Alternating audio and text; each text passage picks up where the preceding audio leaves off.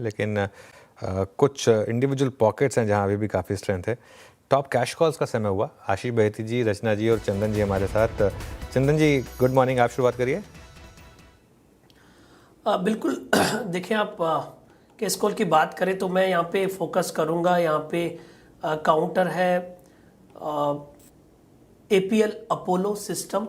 APL Apollo की बात करें तो 1736 के आसपास से चल रहा है और लग रहा है कि यहाँ पे एक कंसोलिडेशन का ब्रेकआउट होना चाहिए। इनफैक्ट वीकली चार्ट में एक राइजिंग चैनल में वर्क कर रहा है और पिछले लगातार 6-7 दिनों से बार बार 1717 1716 को हायर बेस बना रहा है। तो 1716 के सपोर्ट से खरीदारी की सलाह रखेंगे और मेरा मानना है कि ये काउंटर 1800 तक का लेवल अभी छू सकता है।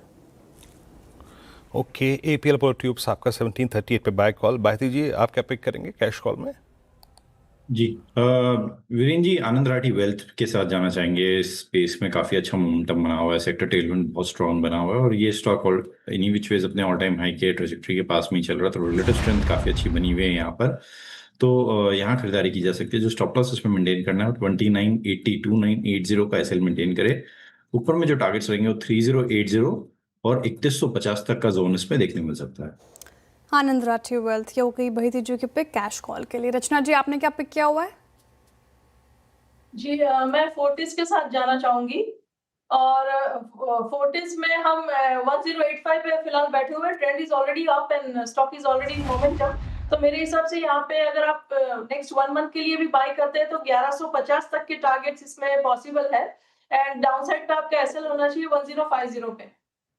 ओके चलिए, तो ये इस समय कुछ ट्रेड्स। मार्केट मीनवाइल अब थोड़ा सा नर्वस हो रहा है वापस और करीब करीब डे लो के करीब आ रहा है 25,176 पर और बैंक निफ्टी ये भी अब डे लो पर आ रहा है। तो थोड़ा सा मार्केट में इस समय वॉलेटिलिटी आ रही है। ये देखिए, अब हम आ गए हैं कंफर्टेबली डे लो पर। तो थोड़ी सी वॉलेटिलिटी इस समय यहाँ पर प्ले आउट हो रही है। एक दो स्टॉक्स हैं जहाँ पर काफ़ी इस समय सेलिंग प्रेशर है। एवेन्यू सुपरमार्ट भले ही पोजीशनिंग वीक थी, लेकिन फिर भी इवन इन लेवल्स पर भी यहाँ पर वीकनेस इस समय प्ले आउट होती हुई। तो एवेन्यू सुपरमार्ट ये इस समय हल्का सा नीचे आया और उसके अलावा स्ट्रेंथ है इस समय एक आध एफएमसीजी स्टॉक्स में, एशियन पेंट्स में, आरबीएल बैंक वीरों ने स्पॉट किया था, वहाँ अच्छा मोमेंटम है इस समय। कैपिटल मार्केट्स जुड़े स्टॉक्स में तेज़ी है, लेकिन एंजल वन ये थोड़ा सा एक स्टैंड आउट कर रहा है वीकनेस में। यहाँ पर थोड़ी सी गिरावट इस समय आपको देखने को मिलेगी। एक बार एवेन्यू सुपरमार्ट पर एक व्यू लेते हैं। सनी अग्रवाल जुड़े हैं क्या हमारे साथ? सनी जी गुड मॉर्निंग। एवेन्यू सुपरमार्ट लगातार गिर रहा है स्टॉक, आज नंबर्स आए, हालांकि प्राइस में था, फिर भी मार्केट ने पनिश किया। क्या व्यू रहेगा स्टॉक पर? Good morning Anuj ji. I think थोड़ा सा सबड्यूड नंबर लगा हमें। अगर आप एसएसएसजी ग्रोथ देखोगे तो पिछले 3-4 क्वार्टर से कहीं ना कहीं थोड़ा सा मोमेंटम स्लो डाउन हुआ है and on the top of that because of increase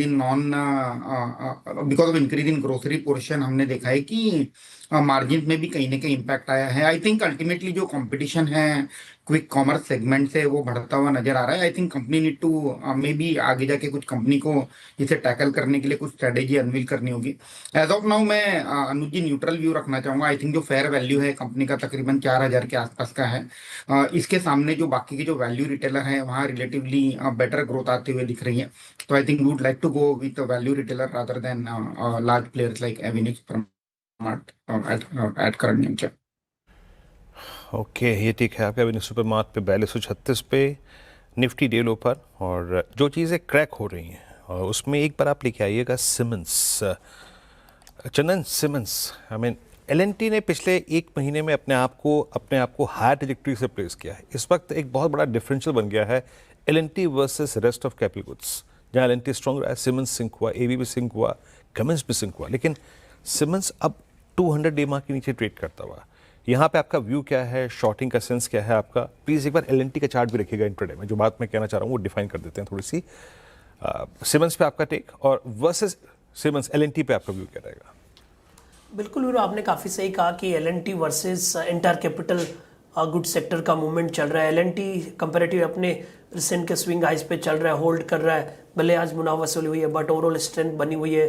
monthly chart पे मल्टीपल मंथ्स के हायर बेस पे कंसोलिडेट हो रहा है। बट दूसरी तरफ सीमेंस यहाँ पे एक नेगेटिव सेटअप दिखा रहा है। पहले हम सीमेंस की बात करें तो डेली चार्ट में लगातार पिछले 4 दिनों से लोअर टॉप लोअर बॉटम बन रहा है और हम एक इंपॉर्टेंट लेवल के आसपास आ चुके हैं। यदि ये लेवल ब्रेक हुआ तो आई थिंक डाउन साइड और ओपन हो जाएंगे।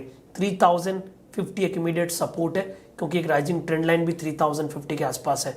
तो सबसे पहले तो 3050 तक गिरावट आनी चाहिए। यदि वो गिरावट कंटिन्यू रहती है तो इवन 2900 तक का डाउन साइड भी यहाँ पे बन सकता है। तो इस मार्केट में भी आई थिंक सीमेंस जैसा काउंटर है जो थोड़े से वीकनेस बता रहे हैं।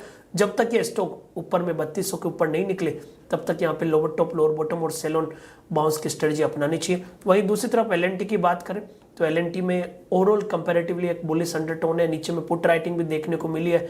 3600 की स्ट्राइक की बात करें, ओवरऑल मेरा मानना है कि एलएनटी बाय ऑन डिक्लाइन रहेंगे। और यदि यहाँ पे किसी को पेड ट्रेड करना है तो बाय एलएनटी और सेल सीमेंस की स्ट्रेटजी भी बना सकते हैं विद द व्यू कि एलएनटी में कोई भी मेजर डिक्लाइन नहीं आएगा, वहीं सीमेंस हर छोटे से बाउंस में गिरावट देखते हुए नजर आ रहा है। ओके, चलिए तो ये इस समय आपके लिए